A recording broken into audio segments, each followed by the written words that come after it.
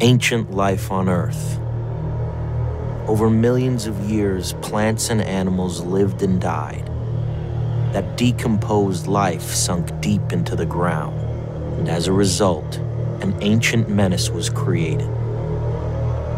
Fossil fuels, black oil, coal, and gas have created modern society as we know it.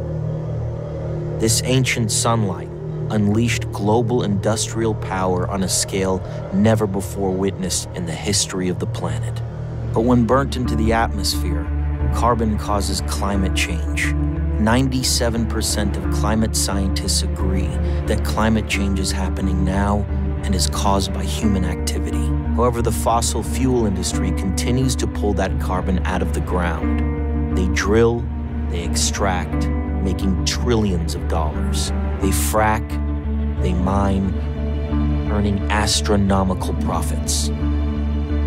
We need to keep this carbon in the ground. In order to prevent a catastrophic warming of the planet by 2 degrees Celsius, we cannot burn more than 500 gigatons of carbon into the atmosphere. But the fossil fuel industry has access to 5 times more than that. Almost 2,800 gigatons of carbon pollution is ready to be pulled out of the ground, sold, and burned. We must fight to keep this carbon in the ground, and it is possible. People are ready for conversation. They're ready to understand that carbon pollution is causing this challenge and that there is a simple solution. Put a price on carbon pollution. In the United States, we spend $110 billion federal dollars on climate change events. That's about $300 a person in tax dollars. Well, we certainly need a price on carbon pollution. But right now, it's a free good, and we are using the atmosphere as a sewer, and that has a real cost. And that cost should be reflected in the cost of carbon pollution. In the 50s in London, based on the Industrial Revolution, there was so much pollution, as you see in Beijing and around China today, that you actually couldn't see 6 to 8 feet in front of you. They put a price on pollution, and it changed. You have to put a price on carbon, and that can happen either through carbon trading or through a carbon tax. And there's a moral imperative there, but there's also a business imperative. And Senator Boxer and I have introduced legislation to do just that. We are going to do it in a way that impacts fewer than 3,000 of the most significant fossil fuel polluters in the country. And the reason you do it is people should not have the freedom, quote unquote, to destroy the planet. They cannot continue to be able to do that with impunity. Government's been subsidizing energy for decades to the tune now of $1 trillion a year. We need to redirect these subsidies that encourage innovation. That's what we need in the world. But the biggest barrier is money from fossil energy industries that want to defend their market share, which I consider dead industries walking, but they've got tremendous assets underground that they want to be able to mine. Those are trillions of dollars of assets that the fossil energy companies used to evaluate their worth in the stock market. The fact that we need to strand them and leave them underground is not going over real well in those industries. But in fact, if we want to head off the worst uncontrollable damages from climate change, that's what we have to do. Finland and the Netherlands implemented a carbon tax back in 1990, both putting a price tag on each ton of CO2 poison.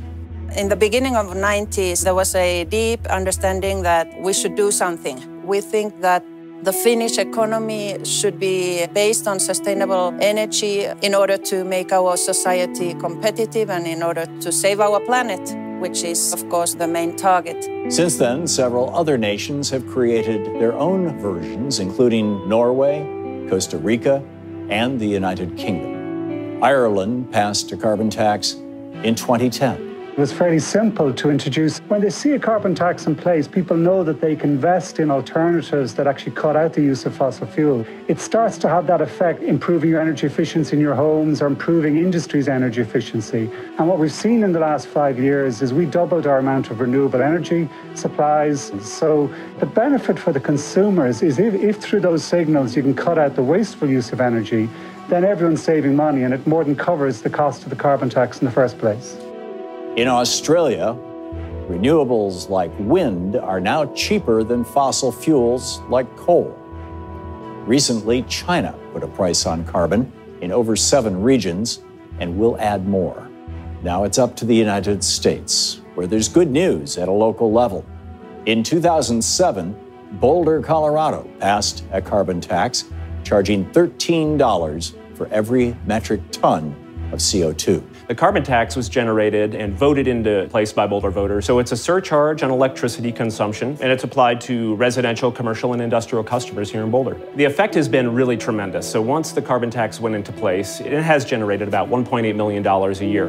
What's been extraordinary is that we've been able to really turn the curve, so to speak, on our emissions just on demand side alone. We actually propose that every single dollar go back to American households. Carbon tax is the right way to go and is actually the conservative answer to global warming. Finally, we're at the point where wind power and solar coming down in price in a quarter of the United States. Solar photovoltaics already cost effective. Last year, more wind power was added than natural gas power. And this is true around the world. We have the technologies at hand. We are ready now to really ramp up deployment. The figures for Ireland, I think, show an example that you can actually start cutting out the carbon and your economy still holds up. The world didn't come to an end. I think it's a lesson for the rest of the world. We've been disappointed by the national policymakers who haven't been able to resolve their differences about this, and time is growing very, very short. President Obama is the last president with the chance to confront this problem in a way that may head off the worst of the damage. But given the severity of the problem right now, we're not moving fast enough. We are looking at a fight to save this planet. And we have got to be bold, we have got to be aggressive. If it's not going to happen at the federal level or the state level, we in the communities where the innovation occurs, where we were going to be on the front lines of the impact of climate change, need to take it in our own hands and make the changes that we need to see. If national governments won't take action, your community can. We no longer need the dead economy of the fossil fuel industry. We can move our economy town by town, state by state, to renewable energy and a sustainable future. To learn more and join the movement, go to greenworldrising.org.